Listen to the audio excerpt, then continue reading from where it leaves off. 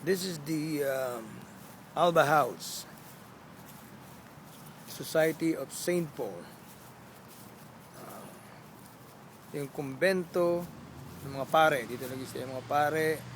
And that is the chapel where the Blessed Sacrament is located. Na 24 hours na naka-expose ang body of Christ, na every hour may nagpapalit. That I'm just lucky, I'm one of them. 2 o'clock in the morning ng Lunes. Ito naman yung building nila na sa taas nito, andito yung malaking simbahan ng Alba House, regular church.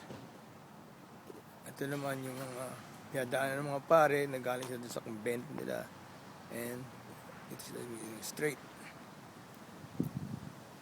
Now, ito naman, dito naman, dito yung Pieta, at saka yung, ito ang kanilang lugar dito sa Staten Island, New York. And I'm going here. Ito naman, mga saint, mga statue, at ito yung kapilya naman ng Pieta.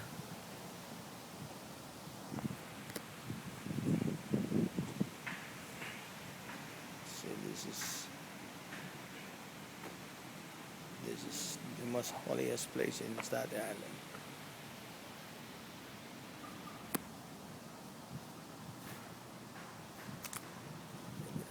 How are you, Jackie? Chad is working today.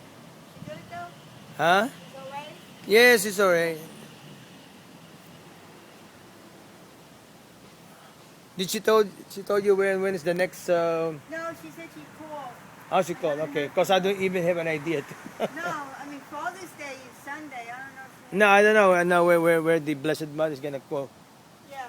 I think she's going to this Sri Lankan family in Castleton Avenue or Post Avenue. Okay. Well, she needs me. Tell her. Yeah. Okay. Well, I'll tell her. I just talked to her about 15 minutes ago. This is the inside of the chapel.